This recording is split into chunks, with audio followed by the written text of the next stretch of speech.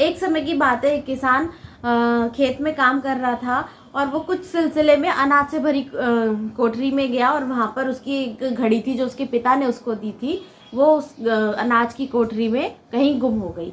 अब उसको, क्योंकि उसके फादर ने दी थी, तो उसको एक इमोशनल अटैचमेंट था, इसके कारण बहुत ज़्यादा वो दुखी हुआ कि मेरी वो इतनी फेवरेट मेरी घड़ी थी, मेरे को इतनी पसंद थी, मेरे पापा ने मुझको दी थी और उनकी निशानी के तौर पे वो मैंने संभाल के रखी थी, और आज वो घड़ी अनाज की कोठरी में मेरे से कहीं गुम हो गई। उसने बहुत ढूंढा, इधर उधर हाथ पैर खूब मारे, इधर उधर सारा अनाज छाना, इधर फटका फटका, लेकिन क्योंकि पूरा अनाज लबक से भरा हुआ लबालब कोठरी थी तो उसको वो घड़ी कहीं भी नहीं मिली।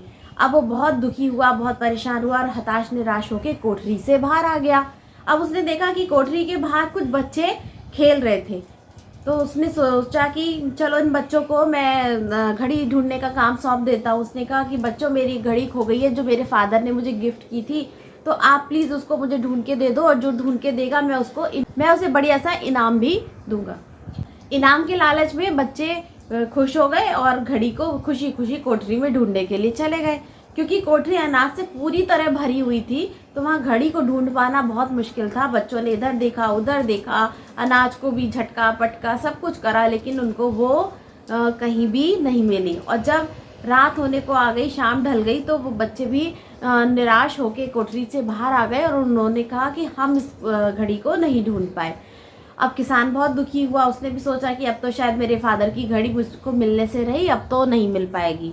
उसने उम्मीद खो दी, कोठरी में वापस बैठ गया।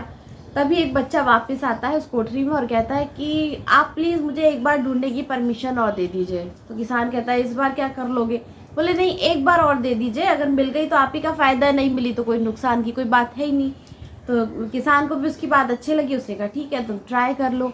तो उस बच्चे ने वो शांति से एक कोने में बैठ गया और थोड़ी देर बाद घड़ी को लेकर वापस आ गया।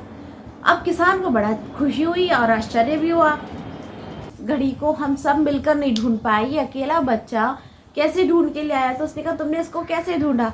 उसने कहा कुछ नहीं, मैं कोठरी में एक जगह शांति से बैठ गया, फिर जहाँ, क्योंकि घड़ी आपकी चल रही थी तो उसकी टिक टिक की आवाज़ मुझे सुनाई दी, और जहाँ से मुझे जिस डायरेक्शन से उसकी टिक टिक की आवाज़ सुनाई दे रही थी, मैंने उसी डायरेक्शन में बहुत ज़्यादा उसको ढूंढने की कोशिश करी, अनाज को थोड़ा सा हटाया, थोड़ा सा देखा, तो वो घड़ी मुझे मिल गई और वो मैंने आपको सौंप दी। किसान खुश हो गया और उसने उसका अपने वादे अनुसार जो इनाम देने का वादा किया था वो उसको दे के बच्चे को विदा कर दिया। तो फ्रेंड्स, इस कहानी से हमें ये सीख मिलती है कि हमें शांति से काम लेना चाहिए। कई बार शांति हमारे मन को बहुत एकाग्र पहुंचाती है और हमारी हर प्रॉब्लम का सॉल्यूशन हमारी शांति में मिल जाता है। इस दुनिया की शोरगुल की जो लाइफ है ना, उसमें हम इतना भीड़ चाल में खोते चले जा रहे हैं कि हमें अपने साथ एकांत में बैठने का वक्त ही नहीं मिलता। यानी हमें डेली कुछ टाइम शांति के सुकून के पल अपने साथ बिताने चाहिए। हमें थोड़ा सा मेडिटेशन करना चाहिए जिससे हमारा मन शांत रहे और हर प्रॉब्लम का सॉल्यूशन ढूंढ सके। और नहीं तो क्या होगा, अगर हम अपने साथ वक्त नहीं बिताएंगे, अपने मन की नहीं सुनेंगे ना, तो एज ढलने के बाद हमें यह पछतावा होगा कि हमने ज़िंदगी भर दूसरों के हिसाब से काम किया, दूसरों के लिए जिए, और हम क्या बन गए, ना क्या चाहते थे और हम बन क्या गए। ऐसी तो हमने लाइफ को डिज़ाइन नहीं किया था और हम दूसरों के हिसाब से ही ज़िंदगी भर चलते रहे, कभी अपने मन की हमने सुनी नहीं और कभी शांति से उस पर विचरण ही नहीं करा।